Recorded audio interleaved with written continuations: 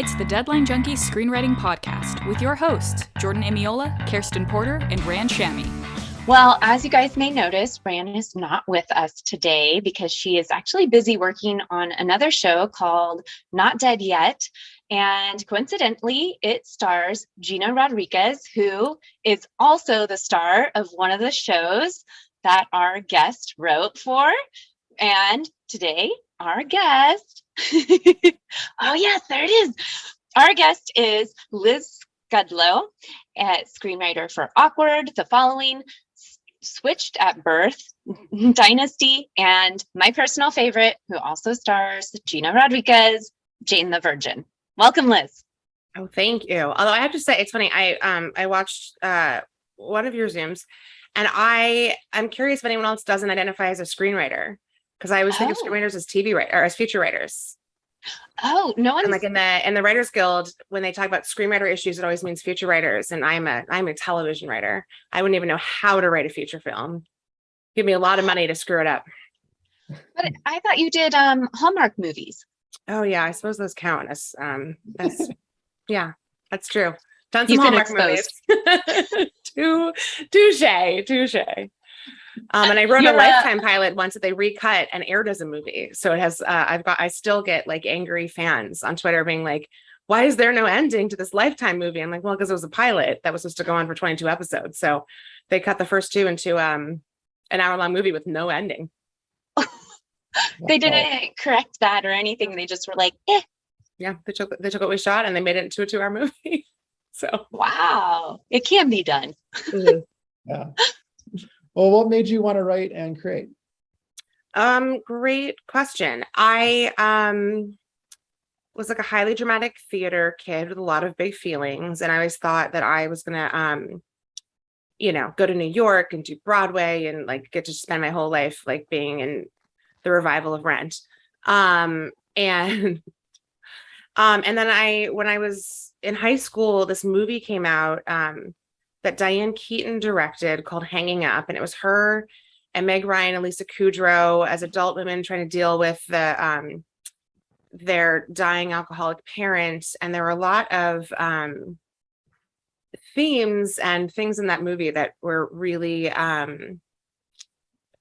parallel to my own traumatizing teenage life. And I remember thinking like, oh my God, there's someone out there in Hollywood who knows exactly what it was like to grow up how I grew up. And like Broadway's only for rich people who can go to New York and see the theater. Like if I get into writing at the time I want to direct, if I make movies, I can like tell stories that reach nerdy 14-year-olds in Maryland. And so I like totally in 10th grade went from like, I'm going to be a musical star to like, I'm going to direct. Like I was like, I'm going to be Julie Taymor. And who makes those highly relatable, grounded films. And so I went to film school for directing, actually, and for a long time thought that was my track. And I, sort of imagined myself out there, with the beret and the director's chair and the props that directors have. There's always a good megaphone. Exactly. But, I eventually realized that all my friends who were like actual directors were out there every weekend, like shooting stuff with their handy cams and cutting it together and putting it on YouTube. And I just had like no interest in that and doing that with my weekend time. Like it's just not even a little bit appealing. But I was writing the whole time because that like, oh, well, I have to write things to direct them, and and then I eventually got, a couple of years later got introduced to sort of the world of TV writing, which UCLA at the time did not cover at all. And it was like, oh, this is all the amazing parts of directing. Like all the things that I loved about directing and creating, TV writers have control over.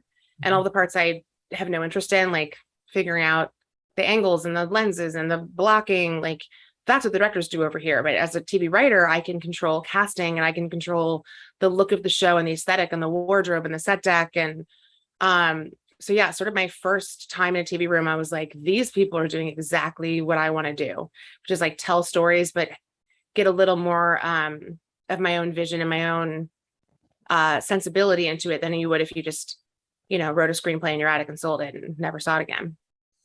So how did you get your first TV writing job, 90210? Well, I went to film school and graduated with no connections and a lot of debt and no health insurance. This is pre-Obamacare for those of young listeners who don't know how good they have it. And I worked at a place called the New York Film Academy as sort of a side hustle to make money. And in the meantime, I like really wanted birth control, but I didn't have any health insurance because I was young and slutty in Los Angeles. And I read somewhere that LAUSD, the LA Unified School District, if you substitute taught for 6 months, would give you health insurance. And then I also read that if you taught in like sort of the worst schools, they would give you extra, they'd give you battle pay. Not true, as it turns out. So I got certified to substitute teach, and I thought, oh, okay, like I can substitute teach, and then when I get called for these directing gigs people want to call me for, I don't have to, I'm a sub, so I can just go in and out. And I looked up the 4 most dangerous schools in Los Angeles and marched on over with my resume and said, hi, I'm a teacher, you should hire me. And the school in East LA was like, okay, come back tomorrow. 22-year-old.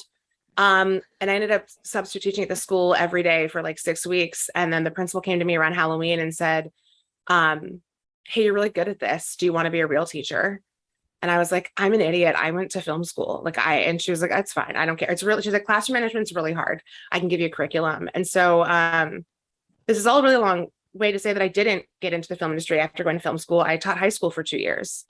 And I was I was in a writer's group all the time on the weekends, like sort of writing short stuff and helping make, it was actually sketch comedy, which is not anything I've ended up doing with my life. But I was like getting my master's in education and I was going to leave LA and like go be a teacher somewhere cool. And I got a call from someone that I'd worked with at the summer camp at the New York Film Academy. And she said, my husband works on 90210 and the showrunner's assistant just quit in tears with no notice. And she is tough and demanding and mercurial and all these things. But what I've noticed working with you in this very stressful summer camp for very, very wealthy children is that you're really good with people who are like that. Like you have a real knack for dealing with difficult people.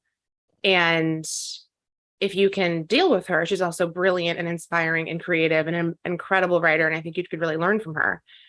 And so I went in for this interview on 90210 with Rebecca Rand Kirshner Sinclair, who now goes by Rebecca X, for those of you who are familiar with the Joss Whedon article in which she had a co-starring role. Google it. And we started this like I was like, I'm a high school teacher. I don't know what I'm doing. I like didn't even bring my resume. I forgot how to do a job interview. I was wearing clogs because I was a high school teacher. And we just sort of like hit it off. And she was like, okay. And I didn't even love UCLA, love their film program, love how many students go on to win student Oscars and place their short films in competitions. There was no, at the time, it's been a minute, there was no practical knowledge about working in Hollywood. And so I didn't even know, like one of our post pays is like, why are you putting Brad's in all 3 holes in the script? And I was like, because there's 3 holes. And he was like, yeah, we don't do that in Hollywood. And I was like, okay, great. Or the phone would ring and I would answer and it'd be like, oh, this is the, swing from set deck. I need Rebecca. And I'd be like, one moment, please. And I have to Google like, what is a swing? What is set deck? Like I didn't know anything. So it's a really big learning curve. And fortunately, the most important thing in that job was to have an ability to work with a highly sensitive, creative, fast-paced woman. And that I could do. But she had to come to me one day because I would like answer the phone. And she was like, I think you're supposed to answer the phone in like a certain way. Because I'd be like, hello. And I was like, well, what do I say? And she was like, oh, I don't know. I was never an assistant. And so I literally called CBS TV studios and I asked their assistant, like, what do I say when I answer the phone? And she was like, I guess 90210 writer's office. This is Liz. And I was like, okay, great. Thanks. Like I was an idiot. I knew nothing. So the fact that I'm here is really a testament to like dumb luck and people who don't deserve it always getting ahead in life. Yeah, but you were resourceful. You definitely, like calling and asking instead of being like, well, I don't know, I'll just wait until somebody tells me not to. Right. That says something about you. Oh, thanks. Yeah. And I think it's once you have your Oh, sorry. I'm sorry, it was a stupid joke. I was saying you could say 9021 hello. Yeah. Medium joke. Okay, see, now Jordan wouldn't get ahead. Mm-hmm. By the way, have you guys seen that 9021 Pho is gone? Which is my favorite play on words restaurant. If you pronounce it incorrectly, it's 9021 Pho, but if you pronounce it right, it's 9021 Pho, which delighted me to no end. But it went under in the pandemic. Yeah, and then I had a pretty typical path from there, because I think once you get your foot in the door in any TV writing assistant position, it's much easier to move up from there. So I worked for Rebecca. I wrote to Rebecca's desk for a year, and I did crazy stuff. At the time, I had no idea that there were like things you probably shouldn't be asking your assistant to do. Like, she one time asked me to drive to Atwater Village and buy 12 shades of pale pink paint that were baby safe, like special baby safe pale pink paint, and then drive to her house in the hills and paint and label all 12 shades on the wall of her office, on the north wall of her office, and label them so that when she got home at sunset, she could see which one she liked best in the setting sun, but it had to be dry by then, which is why I had to go in the middle of the day and do it. I tell these stories with love, by the way. If she listened to this, I believe would be cackling at these stories as well. So, I did, it was crazy. It was, I did anything she asked me to do, because that was, I was so awed to be in Hollywood and to have this opportunity to be on the 90210. It was a big show. And I just tried to sort of soak up everything that I've so many mentors still from that show. Because I was like this very young, naive person, be like, tell me everything, teach me your ways. And after a year, she left, and they were going to bring in some new showrunners. And I got a call from a woman named Liz Merriweather, whom you might be familiar with. New Girl. And she said, I just created a show called New Girl. And I heard that you survived a year on Rebecca Sinclair's desk. And I'd love to meet you. So I went and had coffee with Liz Merriweather, who was like, I think the show's going to go. I think it might be a hit. What do you want to come work for me? And then the next day I had a meeting with the new showrunners in 90210, who said, we're first time showrunners. We hear you really know everyone. And because I learned everything my first year. Like, will you stay and help us? And I really agonized over those two, New Girl seems like this, it's going to be this like sexy new show, and 90210, though I know and I'm comfortable with. And I had this like really long sort of agonizing weekend. And I called my friend John, who was a little further ahead on his career path than I said, I called everyone that I knew to get opinions. And some people were like, don't be an idiot, go to New Girl, it's going to be huge. Other people were like, well, everyone at 90210, you can't mess it. Anyway, back and forth. And then John finally gave me the advice that sealed it, which was, don't ever chase the sexy when you're trying to get in. Because he said, I took a job with a very famous director right out of college, and it was a big deal and everyone's heard of him. And I didn't learn anything that year. I could brag that I was working for this very famous person, but it didn't help me get anywhere, and I didn't learn anything. And he said, New Girl's going to be huge. They're pulling in the 30 rock writers. They're pulling in the United States of Terror writers, and they are never going to give an assistant a script.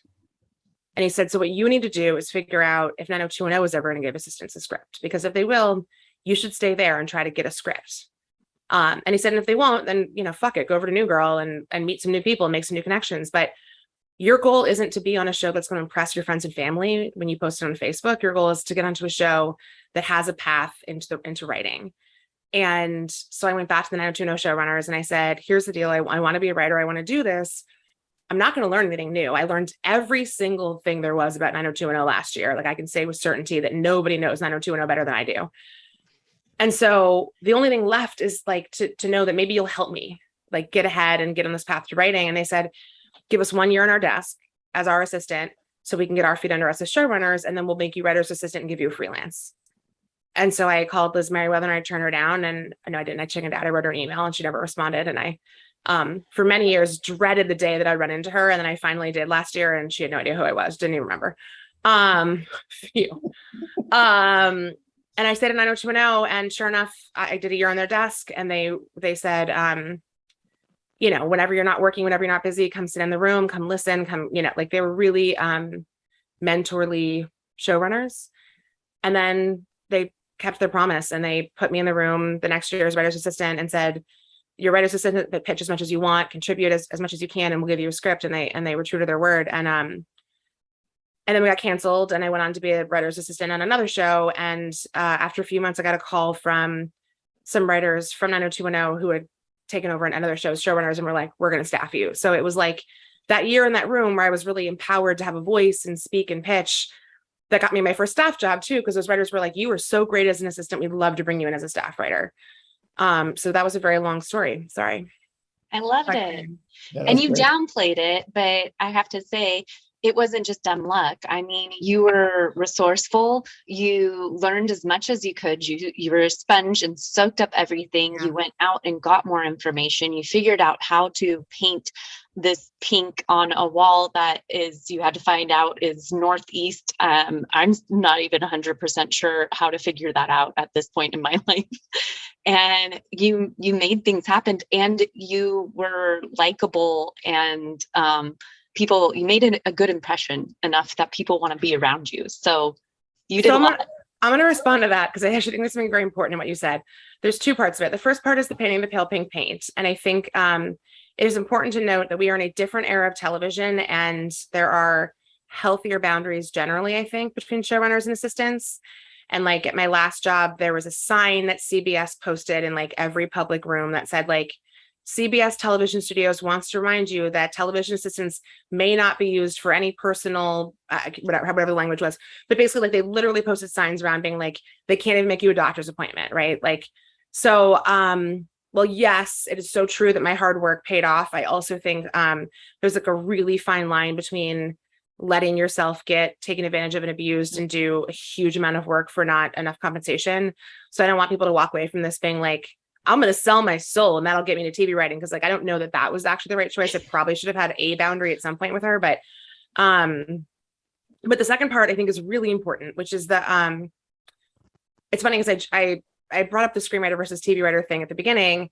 And I think part of it is because I do think of us as really different creatures. Right. And I always tell people, if you are a brilliant writer, like if you're an incredible writer and you just like write gold, then like go be a screenwriter, like go sit in your attic with your typewriter and write beautiful words and sell them. But TV writing is not for you. Like TV writing is a communal thing where we sit in a room, like my last show had 12 writers and there were 12 of us around a big table, and you're stuck for 40 weeks if you're on a network show with the same 12 idiots around a table for like 10 hours a day with no cell phones and no computers. And all you have to do is talk to them. And so there's this piece in television writing that is so important that I feel like is really underplayed or undervalued until you're in it, which is like, you have to be a good hang and you have to be likable and you have to be somebody who can get along with the group. And one of the reasons that assistants and PAs and script coordinators and, move up and sort of get so many opportunities is because that's the audition year, right? Like that's your year of audition where they can sort of evaluate if you're a good hang and if you're smart.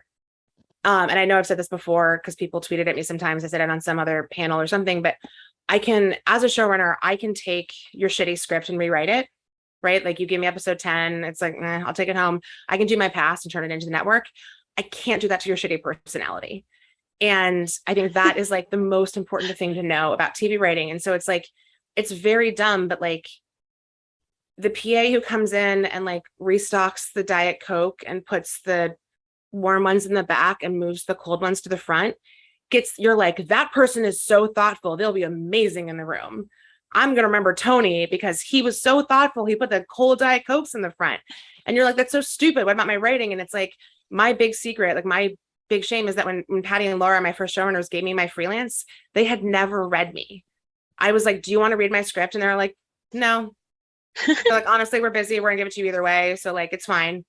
And so then I like wrote an episode of network television having no one had read me. The network didn't read me. The studio didn't read me. The showrunners didn't read me. Like TV is yes, it matters. You have to be a good writer. You have to be a good storyteller, but you also have to be somebody who can sit in a room full of people and sort of foster this very delicate creative environment, right? Because it's really vulnerable pitching and it's really hard and emotional sometimes to share really personal stories about your life. And even in comedy, like when I was on Awkward, which was a half-hour comedy, like I would tell really like gnarly stories about my dating life. And like, even that, which is like funny on the surface, still really sort of like one of the writers talked about shitting her pants on a first date, which like, and it's like this sort of, you have to have a safe enough space to be able to share those things and turn them into stories for TV. And so I think like my big piece of advice always is like, of course, right.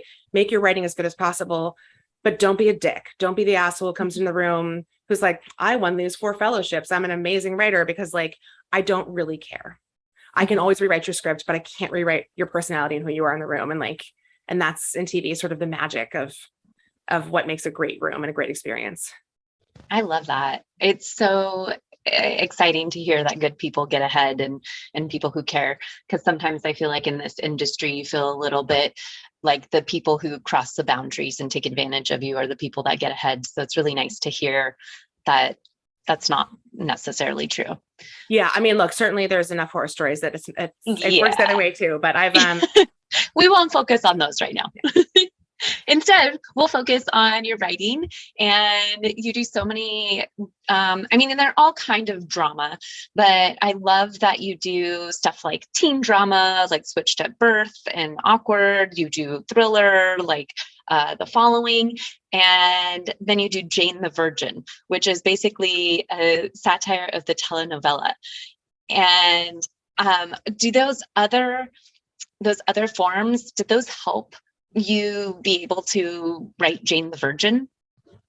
Yeah. I mean, certainly it's funny because Jenny, when she brought me on, I met the staff on Jane, like season 1, and they didn't have the money for me. And then season 2, I wasn't available. And then season 4, I passed because I was in production of a pilot. And then season 5, it finally worked out. So it was funny because like Jane felt like the show for my,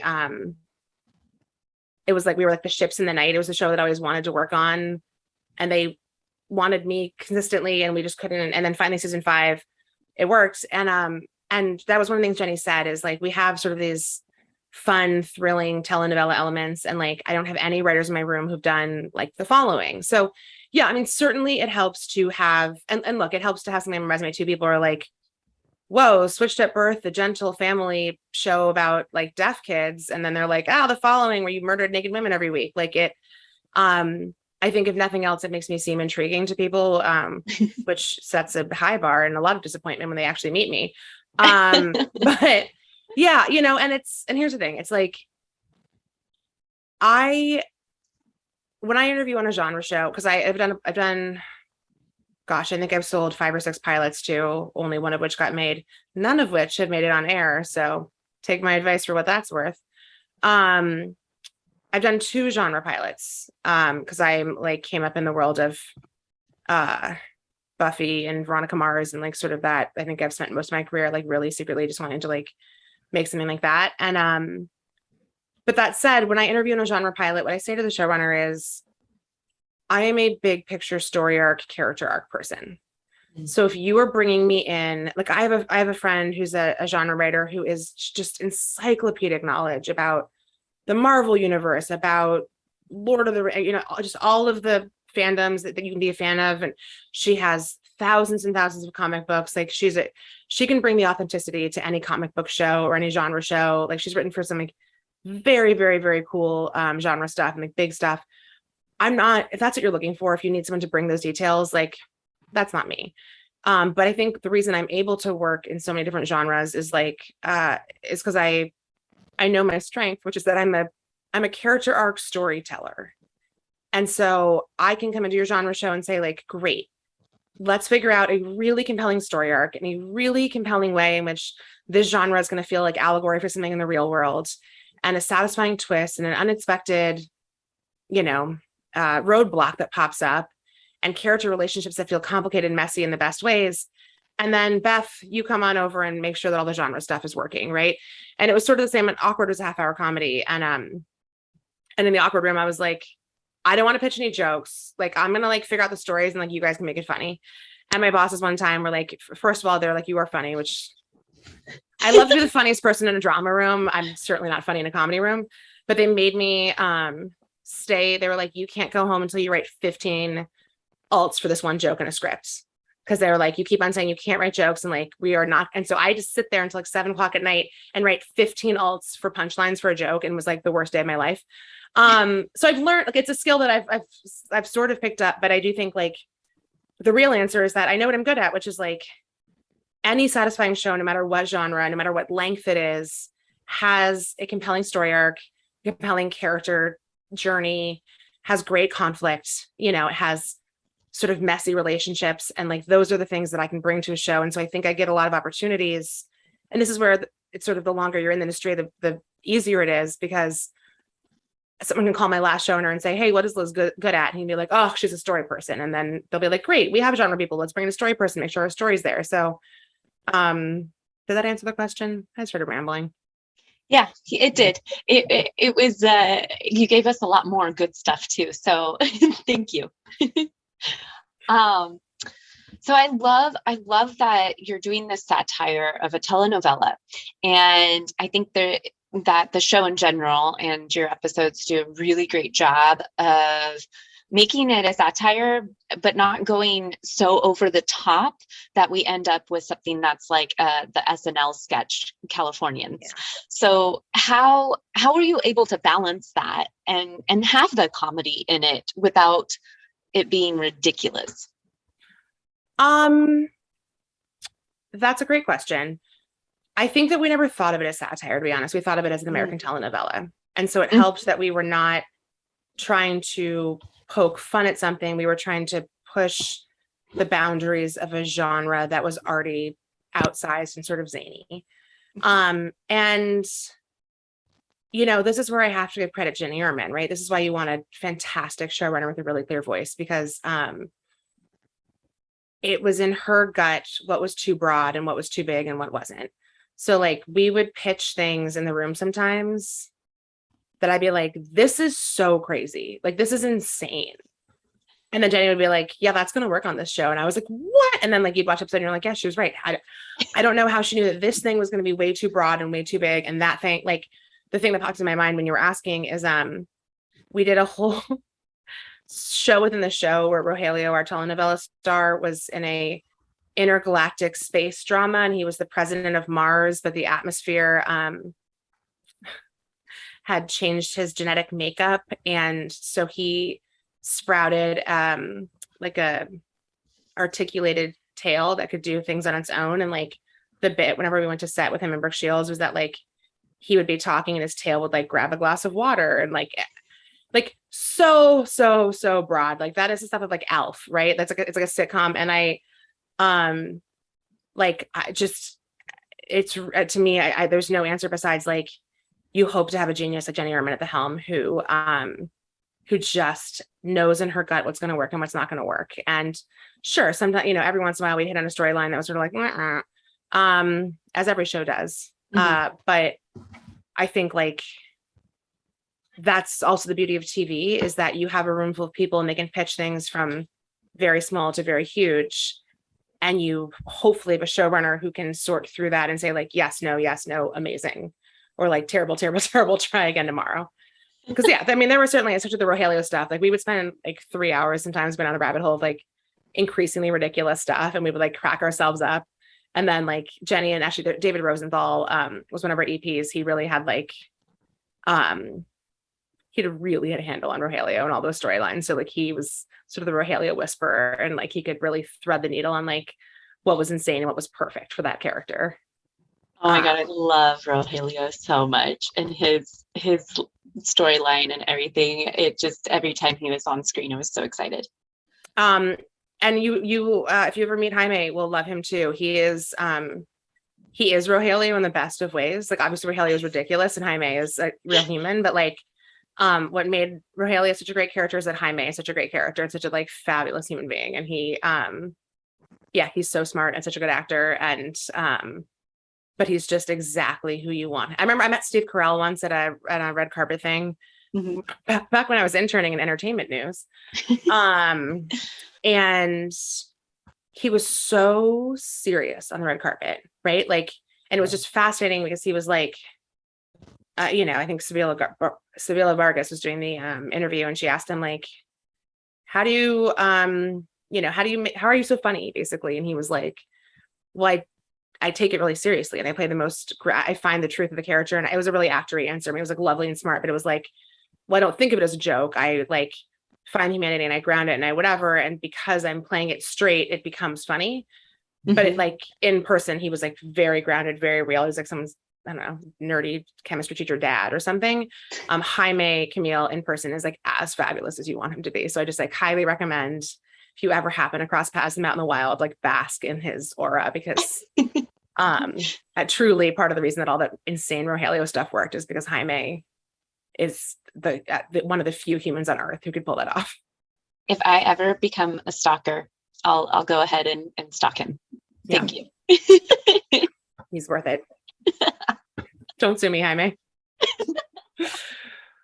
I really love hearing show running advice. I would like, do you have any best advice from Jenny? From Jenny? Yeah. It's funny. One time I pulled out a piece of advice that Jenny gave me in an interview with Mark Cherry. Mark Cherry wrote it down, and I was like, yeah, Jenny's a genius. And it was this.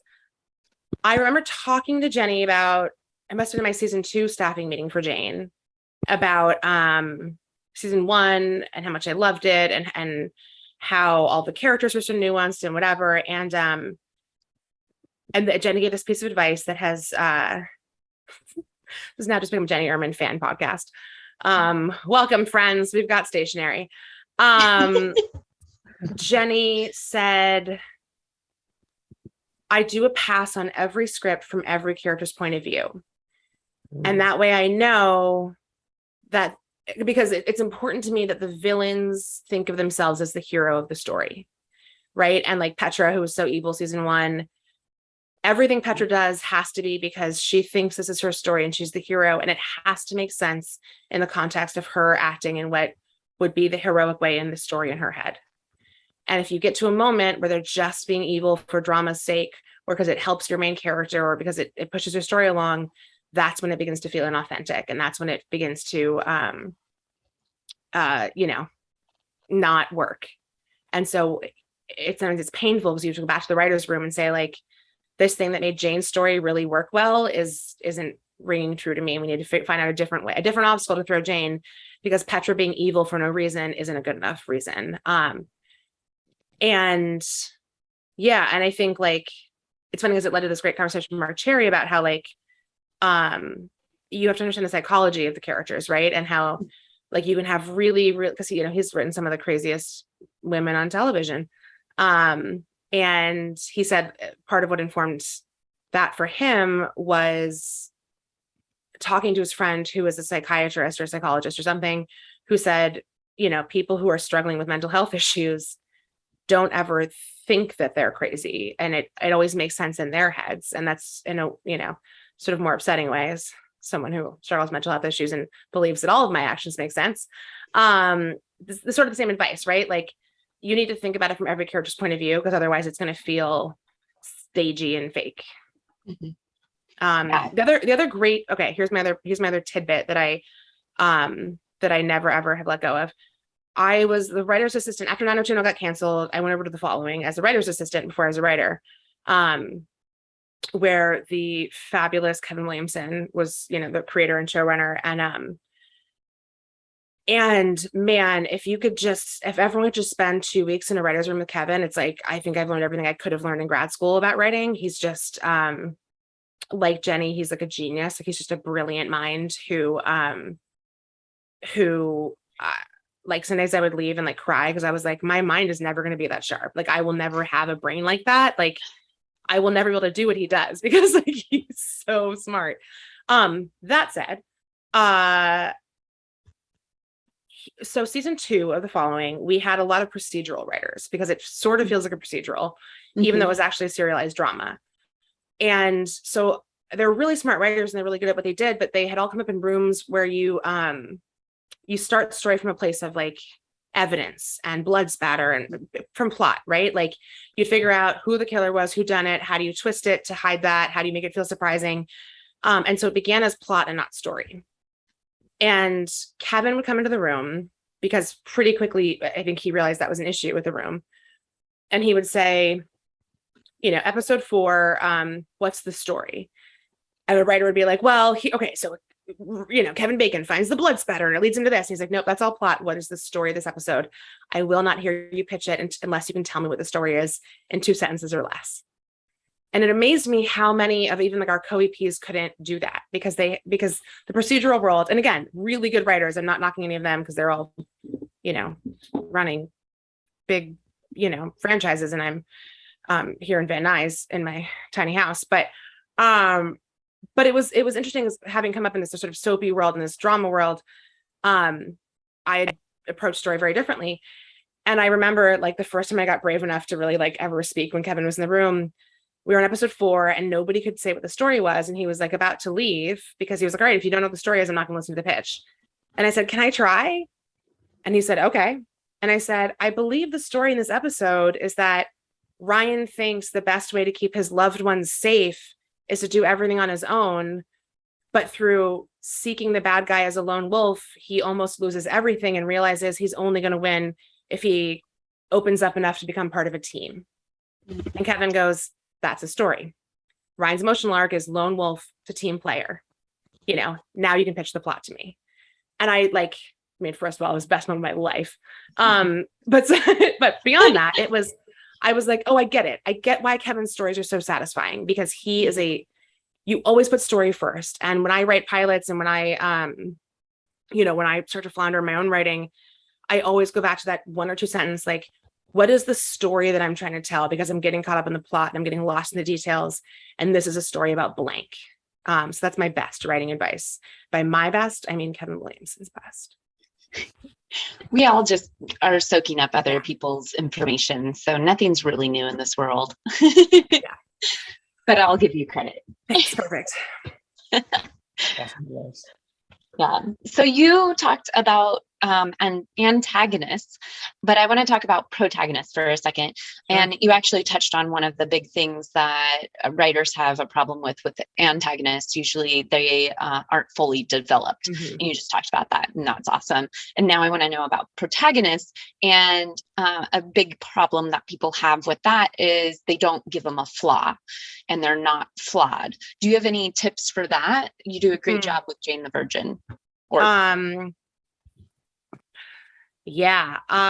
I don't have any great tips for this. I find protagonists the hardest characters to write. I have consistently been told that my sidekicks, my best friends, and my B characters are the most interesting in my pilots, and that I give them real emotional depth, and that my main characters are either like sort of flat or just vile people, because I make them too unlikable or make them too likable.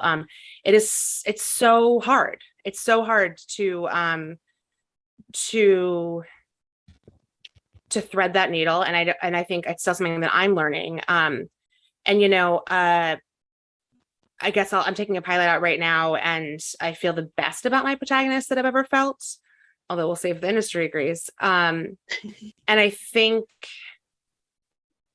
what I really made sure to do is that all of the shitty things they do come out of a really relatable trauma.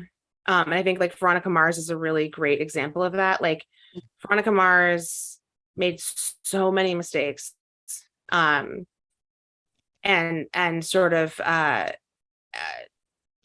decisions all of the time, but it was rooted in such a complicated, relatable family trauma that you were like, I don't want you to do that, but I totally get why you're doing it, and so for me, that's always sort of the like, just making sure you know why. If you have a really selfish protagonist or really hot-headed protagonist who does things without thinking, that you understand the why behind it, I guess, is I think probably the best advice I can give. Because like, I did a pilot for Hulu a couple of years ago, and my friend Max read my first draft, and he said, I don't know how to say this, but this reads like it was written by someone who like absolutely hates men. He was like, all of your male characters are just like, they're the worst. And I was like, So then I had to like really delve into, I was like, do I take out their shitty behaviors, or do I figure out and justify their shitty behaviors? And I did a little bit of column A and a little bit of column B, but it was, I had sort of been lazy about figuring out like, why does this guy use women and throw them away? Why does this guy withhold love from his children? You know, like, yeah, I've got daddy issues. So I was like, yeah, dads don't love their kids or whatever. Turns out if they have a reason for being withholding, it makes the story more compelling. So I think, yeah, just knowing why, and if you are not going to share the why with the audience, having a really compelling reason for keeping it to yourself. So is that Kevin or Jenny's advice? It's my advice. This is my you do have some. As it turns out, having now worked on, I think, over 200 episodes of television, I might have gleaned at least two of my own advice.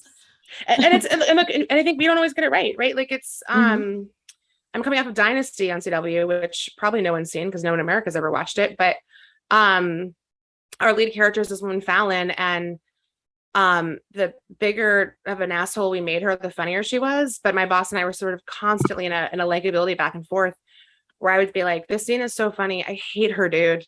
Like, I think we need to make her a little more human, make her a little vulnerable. Like, what can we, you know? And he'd be like, yeah, okay, kill my darlings, you know? So it's like, it's still hard. It's always hard. And I think like, you know, the biggest trap, and I think especially I find this with men trying to write women, but as I've admitted, I don't know how to write a man. So, you know, we're all weak.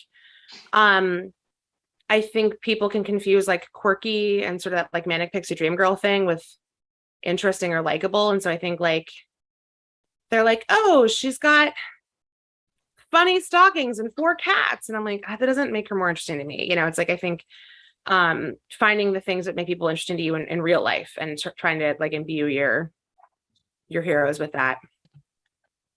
I don't know. Like I said, I'm a mediocre writer. I'm just great in a room. So should ask someone who's good at the writing part. Going back to men and Jane the Virgin, who is your favorite, Raphael or Michael? It's funny being on the inside of it. Raphael, you know, I as a fan of the show, seasons 1 through, I mean, here's the thing. Here's what Jenny does so well, right? When she wanted me to root for Michael, I rooted for Michael. When she wanted me to root for Raphael, I rooted for Raphael. So like, you know, there are other shows. I'll go back to Veronica Mars. Like Veronica and Logan forever for me. Like Piz was great. I never ever once wanted her with Piz over Logan, even though Logan's like a total shithead. I shipped them so hard. Jenny is such a good writer. Not that Rob Thomas is also a great writer, but Jenny is really masterful. And she, yeah, when Jane and Michael were getting married, I wanted Raphael to fall off a cliff. And then when Jane and Raphael were coming back around, I wanted Michael to stay dead forever and ever. So I'll take no credit for it, but I will say, I think like it's the only show I've been on where I flip-flopped like that in a ship. They're both. I always am torn. I love them. Yeah. And they're really different. So it's also interesting because you're like, oh no, they're both, you know, it's like Sweet Home Alabama is, I think, like one of the best rom-coms in many ways because both men are viable options and one is right for her. Mm-hmm. And I think like that's one of the things that like that Jane did really right is that it wasn't one guy's a total dick and one guy's amazing and she just can't see it. It's these are both great guys and they're both great for her for different reasons, but one is right for her in the end, you know. Mm-hmm. But who's really right for me is Rogelia.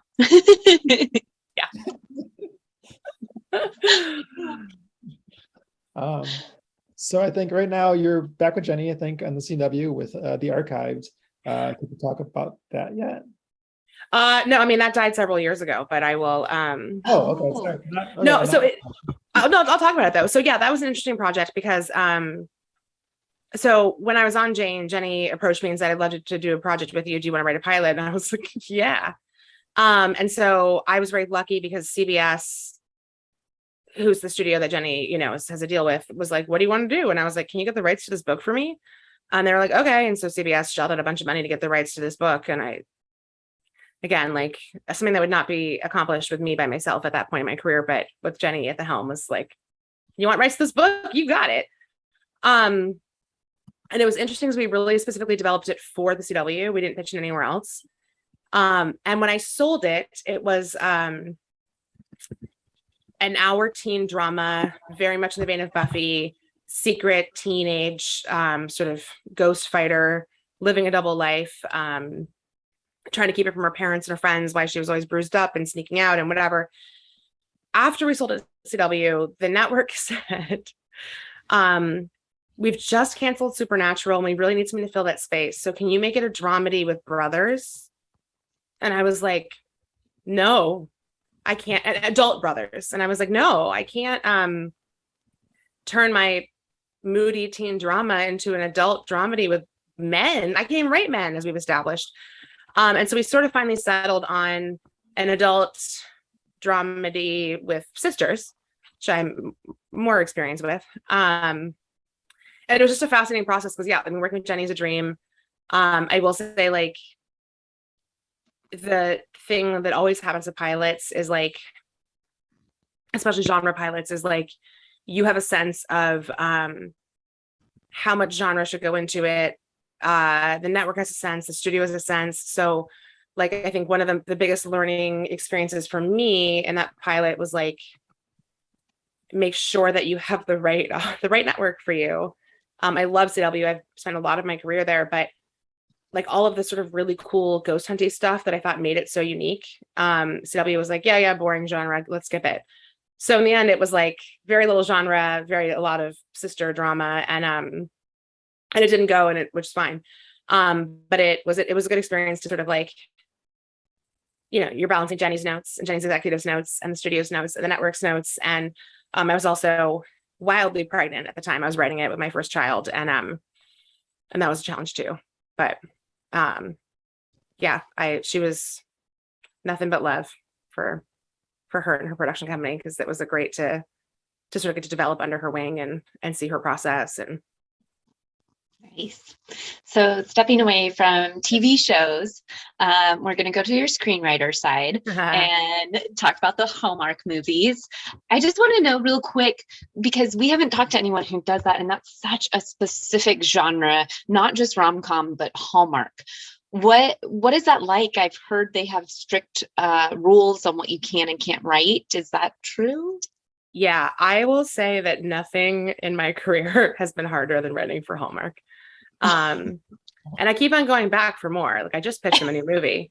So, like, love you, Hallmark. I'll be interested if they buy this new one and they want to make it. It's really changing over there. So I don't want to disparage anyone or anything.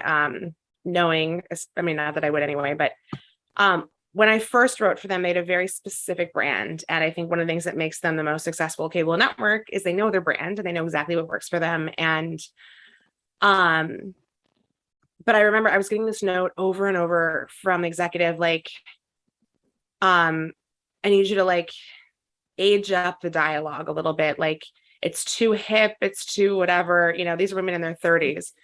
And finally I was like, I am 35 and this is how I speak. Like, I've taken every slang word out. I've taken, like, I'm going to need you to, like, point out on the page which the lines are bumpy, because, like, I don't know what you're referencing. Like, I feel like they're talking like Little House on the Prairie. And the example she gave me was I think it was like, when we broke up in college, she was like, you know, on Hallmark, we don't say broke up. We say when we parted ways, when our lives moved in separate directions. And I was like, okay, because none of my 35-year-old friends talk like that, but I can do that. Like, and it's interesting, like, they give you a list of rules at the beginning. Like, no, if they're staying in the same location, you have to have on screen, to film on screen and air on screen, that they're going to different rooms. So it's very clear that there's no sleeping in an adjacent space. You know, just lots of stuff like that. No kissing until the end, usually. I've never had a network have such specific requirements. And, like, it's interesting because I think some of those people have gone over to, I think it's called GCN. It's their new Hallmark split, basically. And the guy who was running it went over and created this new network that is, I believe, sort of in response to Mark finally opening its doors to more people of color and different gender identities and sexual orientations. Mm-hmm. And so there's this new network that's gone back to those, you know, white Christian classics. Mm. But what's exciting about that is that it's opened the door to have more and broader stories on Hallmark. So I believe the story that I'm leading up to is that I had this whole sort of like British Christmas theme in one of them, where it was like Victorian carolers and Scrooge and whatever. And I had a little boy, like a 5-year-old, eating a sausage roll. It's like a really traditional Victorian Christmas, whatever. And I was told, like, it's too pervy to have a 5-year-old eat a sausage roll. And I was like, yeah, this is speaking to you, sir. If you think it's pervy to have a 5-year-old eating sausage, and like, we got a problem. So I think that I'm going to lose my place. This man's going to ruin me. So I just, they really, really, they take great care over there to make sure that nothing could be construed in any sort of light except for like very positive, very wholesome, very family forward, nothing too sad. I was asked to change a grandparent to a parent because old people are too sad. Wow. So a lot of that kind of thing. I feel like if anyone could do it, it would be you, who could write a really good Hallmark satire. So I'm just putting it out there. I think you should do that. Here's what I'll say is I went into Hallmark writing with a certain amount of ego, which was thinking that I could like take this sort of cheesy format and elevate it, right? Or like, I'm going to waltz in there and give it a little edge, make it a little, and as it turns out, like my first, all my Hallmark movies are like absolutely mediocre. I did not do any of that because it is not their brand to have an edgier version. It's not their brand to, and there was certainly quite a lot of arrogance on my part thinking like, oh, all they need over there is a good writer, because truth be told, they have lots and lots of good writers. They just have a very specific mandate and a brand that works for their audience. But I will say I'm heartened because I pitched this new thing to them and they came back and said, we're really going in a new direction with this new Hallmark. And we are looking for edgier stories, and we're looking for less traditional Hallmarks and fewer small towns and more queer stories. And is there anything you do to the story to make it less Hallmark? And I was like, yeah, I can. So I've sent them a revised pitch and we'll see if they want to do it. But I'm really curious to see where they go in the next few years. Because I do think that the contingent that kept it so tightly locked down within this sort of very narrow value system is now on this new network, and Hallmark is growing. My agent's is going to call me tomorrow and yell at me. It's fine. You talked about how you sold many pilots, and you have a lot of scripts going on, which is so cool. Do you have a favorite like passion project of everything you've written, past and present? Is there one that you want to see produced so bad? Yeah, I would say there are two. I sold a sex comedy to TBS a few years ago that I was really, really proud of. That went super far. It went really far, and they like almost made it. And then, but it was really similar to a show that Lena Waithe was developing for them as well. And they literally called me and said, we were going to greenlight your show. It's our favorite pilot that we have this season, but Lena Waithe just won an Emmy and she's really hot right now. And so we're going to greenlight hers instead, and we can't greenlight yours because they're the same. So we're going to give the rights back to you so that you can take it out elsewhere, because we really believe in it. I've told this story to Lena, and she hugged me and said, like, don't worry, honey, you'll get your chance. So I'm not saying this is any sort of, it was her time, and she did have a lot more star power than I did. Yeah. And so it was not about me versus Lena, but it was about like, oh, we were so close and I was so proud of it. And it's the one and only comedy pilot I've ever attempted to write or sell, and it sold in a really exciting place. And TBS at the time, like, it's disappeared now, but I've never liked executives more. I think they were so smart, and their feedback made it better and smarter. And so I was just really, that one was a bummer. And then the pilot that I'm taking out shortly, I will be a little cagey about because we are like just taking it out, but I am partnering with Niall DeMarco, who you may know is a just hideously ugly deaf man who won America's Next Top Model. I'm just kidding. He's like the handsomest man that exists in the world. He's got 47 abs.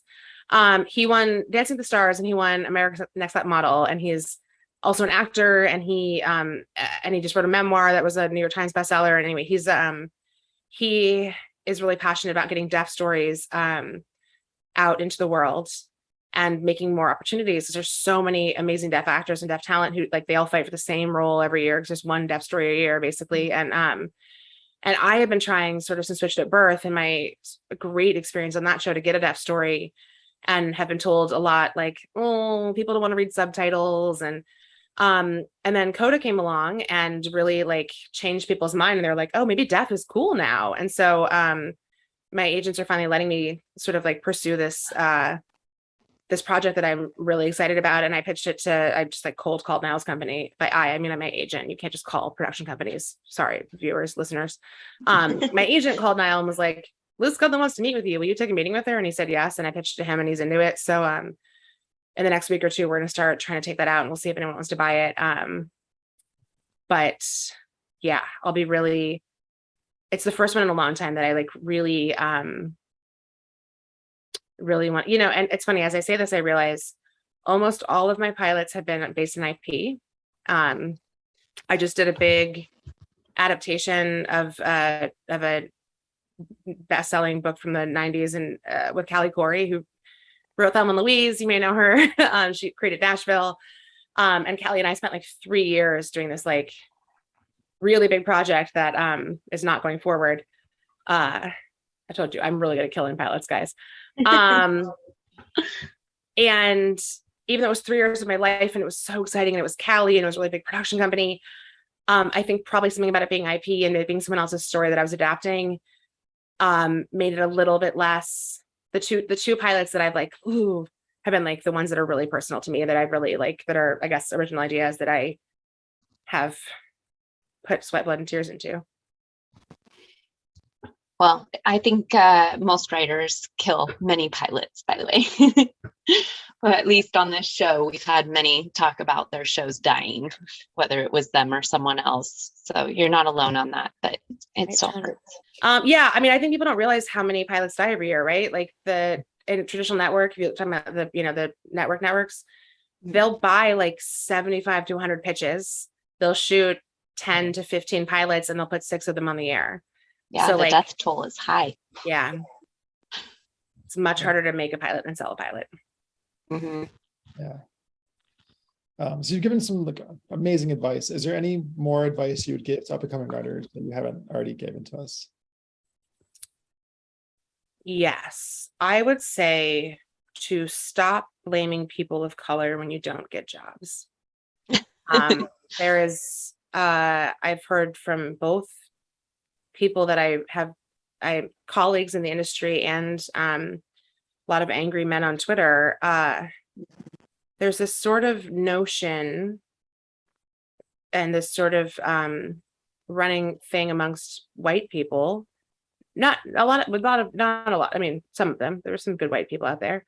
I'm a white person. If you're not watching the Zoom, I'm not good, but I'm white.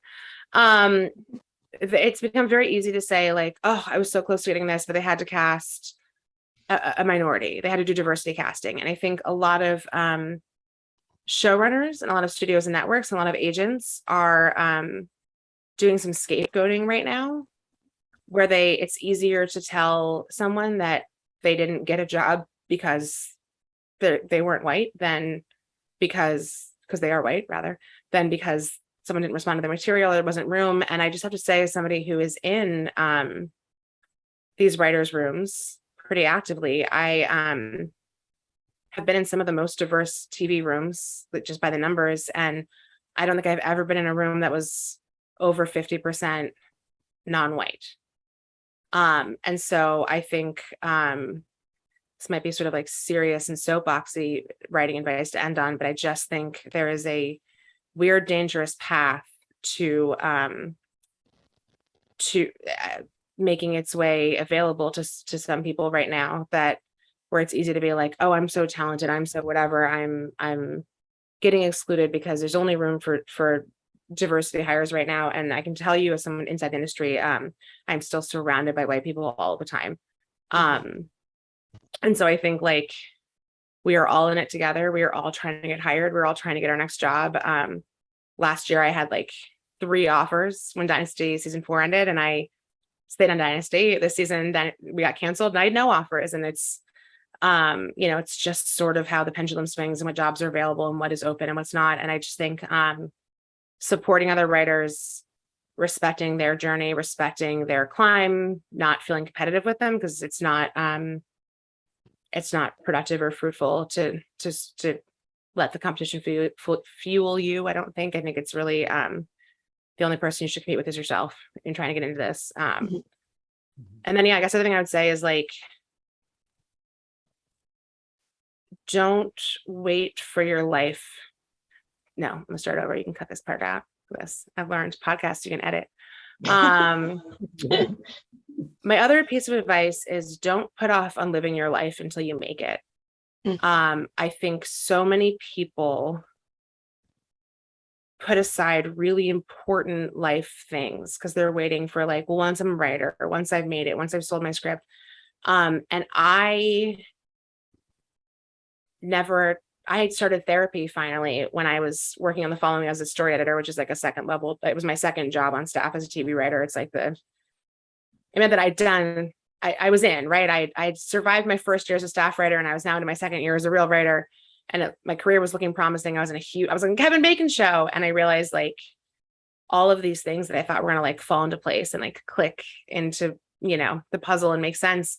Like my life was still a fucking mess, right? I was still like a sloppy idiot, and I still had a dissatisfying friend group, and I still had no romance. And all of this validation I thought I was going to get out of finally making it, like did not arrive in a beautiful, neatly wrapped package. And I had to like, really unpack why I'd spent most of my 20s putting off forming a big, fulfilling, beautiful life, thinking that like the missing piece was a writing career. And I think the people that I know who are the most successful and the happiest are people who work really hard to make sure their lives are big and beautiful, fulfilling, regardless of what they do, and whose lives get more so because they've made the jump into getting paid to write, which, look, I'm not going to lie, like it's great. It's great to have health insurance. It is great to get paid to write. My husband's a rocket scientist, and I walked by his office this morning, and he's like literally trying to figure out how to keep people alive in outer space. I'm getting paid like 3 times more than him to like tell stories about, identical twins kidnapping each other. Like it's stupid, but I do think like, I know so many unhappy writers who just thought that getting paid to write or getting that first real gig was going to be the missing piece of their life. And it's just not. So I think like live your best life now. You're a writer if you're writing, right? If you are working on anything, whether it's just for yourself or whether it's for money, like you're a writer. So like, there's no reason that the rest of your life shouldn't be going on too, and that you shouldn't be living your life as you think you should. So take that for what it's worth, or wait until you're staffed and then pay a lot of money for therapy. Worked for me. I love that. I think that's beautiful advice. So much of your advice just really speaks to me, and really enjoy. We haven't fully heard that advice. So thanks for sharing that with us and our listeners. So I want to end on, what shows are you watching, and what are some of your favorite shows? Oh, great question. I think you can probably guess from the number of times I referenced it that I think Veronica Mars is really brilliant storytelling. I'm not going to say about season 4. I'm like, if and when I ever meet Rob Thomas, we're going to have like a big talk about why he made the choices he made. But like seasons 1 through 3 were great. I just watched Severance, and I think it's like brilliant. I think it's like an example of what a director can do to elevate writing, right? Like it is flawless directing in addition to fantastic writing. And I just think it's really the whole package, and I hope it wins all the Emmys. I also love Ted Lasso. I mean, there's just an Apple TV Plus commercial now. I've recently gotten to The Bachelorette because the world is a tough place to live in, and it helps to watch stupid shit sometimes. Trying to think of other things that there's a show on Netflix. It's a Scottish show, I believe, called Lovesick. Yes. That is fantastic. And I believe it's what that Anna Kendrick rom-com-y show on HBO Max was based on, or what's that? She's like going on a bunch of dates. It's like her whole dating history. And then season 2, she's not the lead anymore. The cute guy from The Good Place is the lead. Okay. Well, there's an Anna Kendrick show Yeah. that stole the format from this Scottish show that is excellent called Lovesick, in which the premise is basically the opening line is you have chlamydia, and in the UK you have to contact trace and disclose to all of your sexual partners. So the entirety of the show is him going back through the last 11 people he slept with and like finding a way to disclose, but through it you relive his romantic relationships, and there's an epic love story, and it's like really satisfyingly funny. It's like COVID except with STDs. Yeah, it's like the perfect answer to COVID. I mean, Insecure on HBO is fantastic and over, but you know, it's all there on HBO Max. For All Mankind, I'm back to Apple. What else do I watch? I don't know. Top Chef, classic. So many good ones. Your favorite? Is it Veronica Mars? First 2 seasons? Yeah, I mean, yeah, it probably is Veronica Mars. I just think there was something a little magical about how the characters, storytelling, and acting all came together on that show. I mean, it feels dated now, and it feels, you know, certainly the production value and the, you know, directing is nothing special. No offense, Rob and company, but it, I just think in terms of like stories that really resonated on many levels for me, it was, and it's a great pilot. It's so hard to write a good pilot. Like I was just, Hacks, like Hacks is so good, right? But even the Hacks pilot, I was like, ugh, I hate this lead girl. She's so annoying. That's an answer to your protagonist question. Figure out who writes Hacks and ask them, because like I hated Ava in the first episode, and I was like, I don't know if I can watch this show.